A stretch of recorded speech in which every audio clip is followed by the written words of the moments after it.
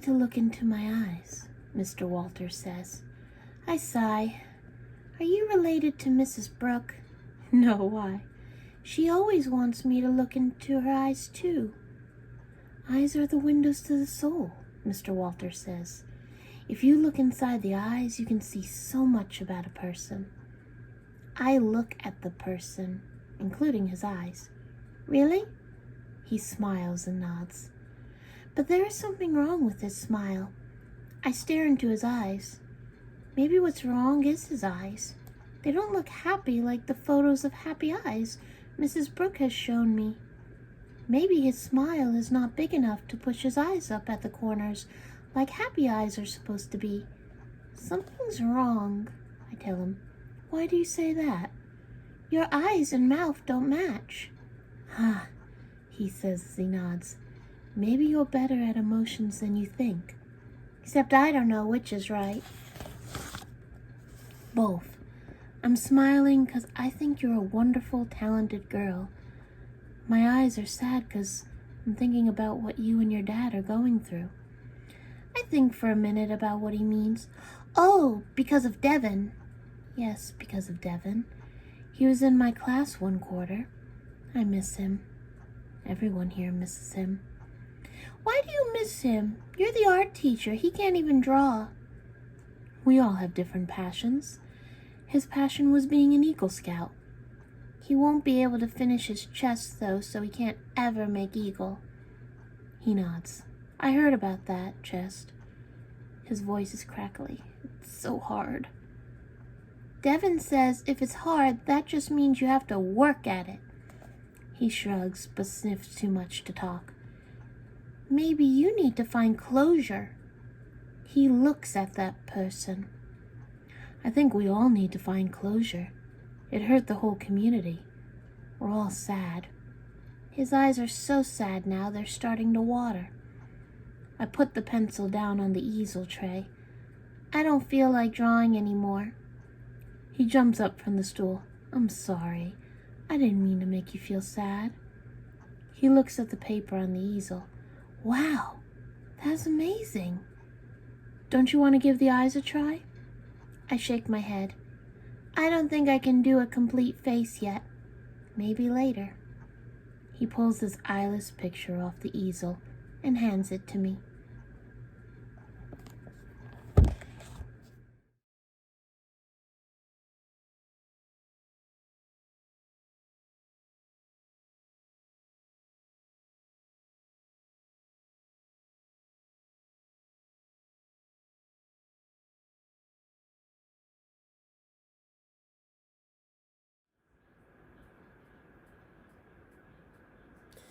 When this happens, I see a lot of reactionary posts and a lot of rightfully angry posts. It usually goes like this. There's thoughts and prayers, and the response, "That won't bring the victims back or stop future slaughters."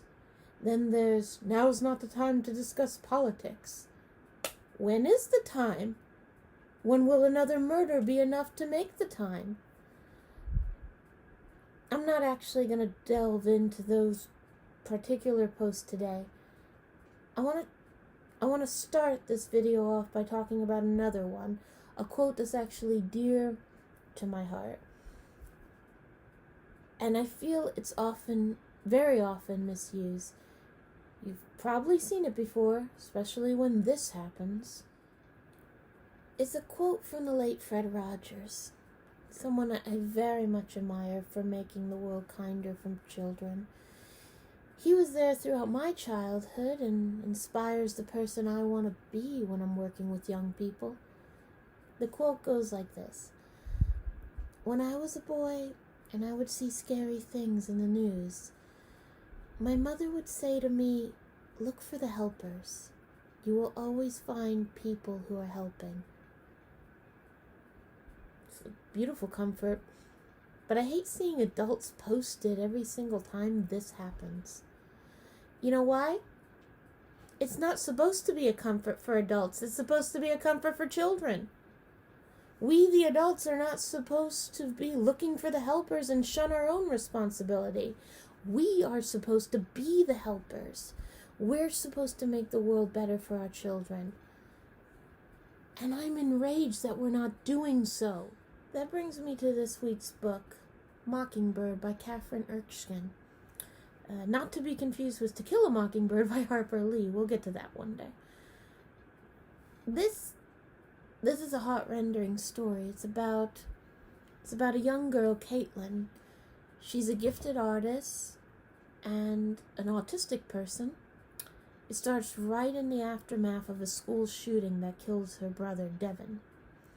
She is trying, really trying to navigate the world without him. He was her support, her teacher, her best friend.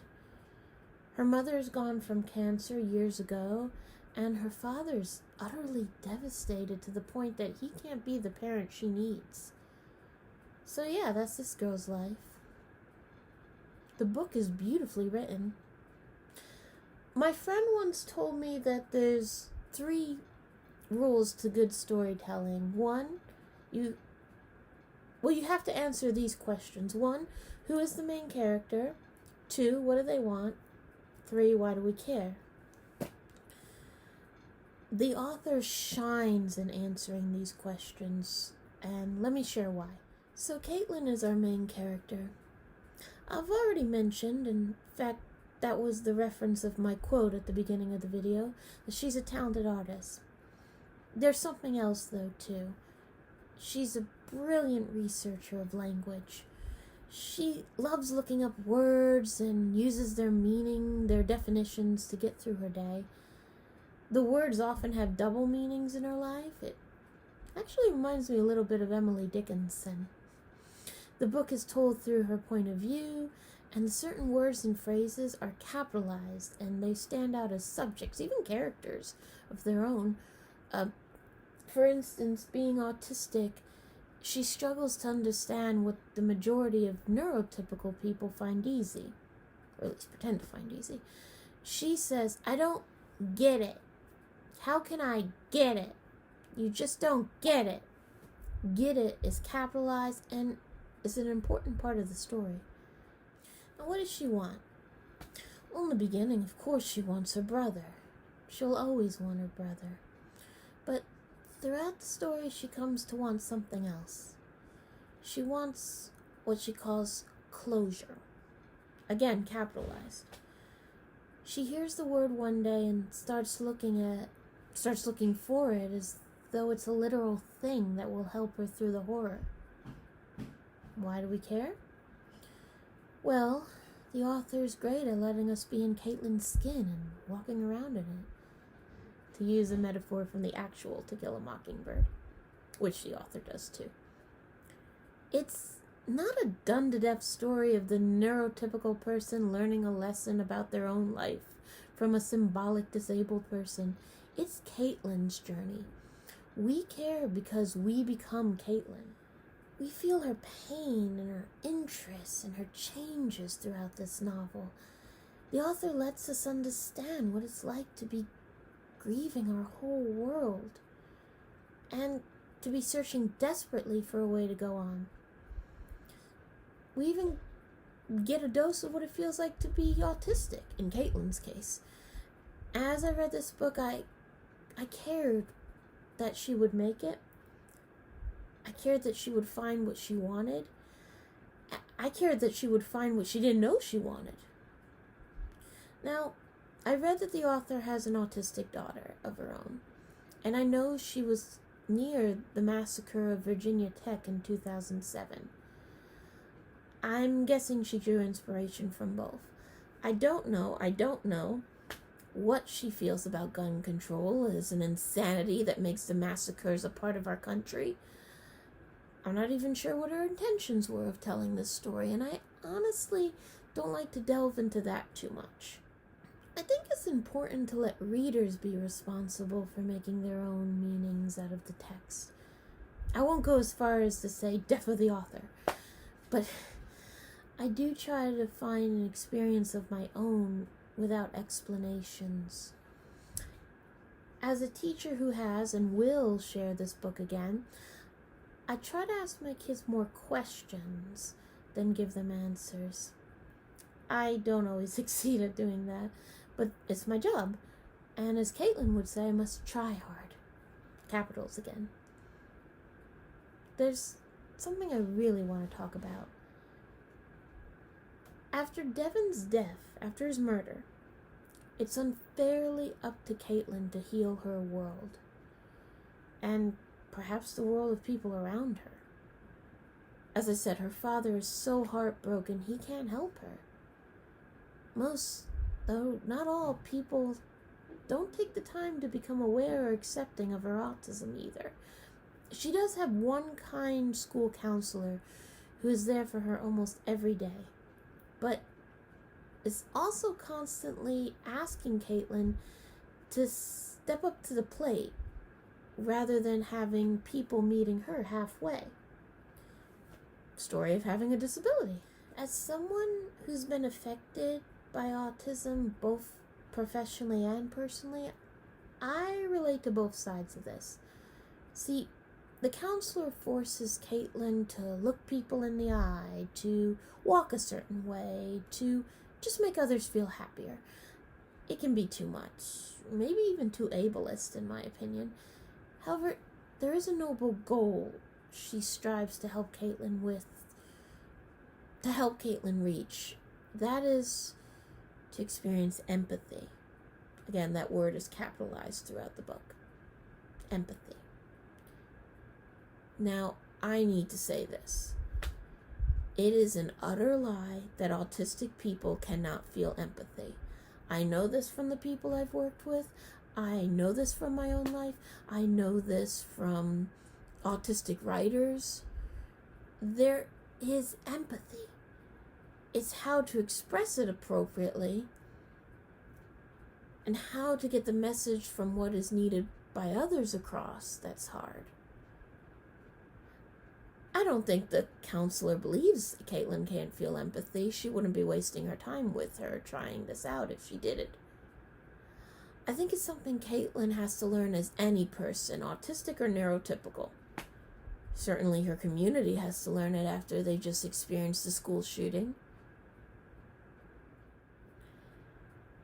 Caitlin works so hard and takes a lot of action to experience empathy. Does she ever grasp it? Do the others around her? I won't dare spoil the answer to that question. I do think the way the author handles the journey, though, is spot on. But you'll have to read it for yourself to find out.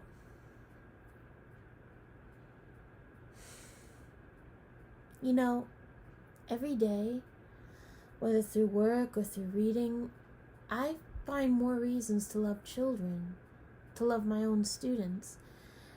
Every day, I'm more haunted by grown-ups. Yeah, there are many young people who slaughter, yes. But we as grown-ups are accomplices with our disgusting gun laws and our lack of empathy that allows such things to happen in this country. It is not the Caitlins of this world. It is not her job to heal the world.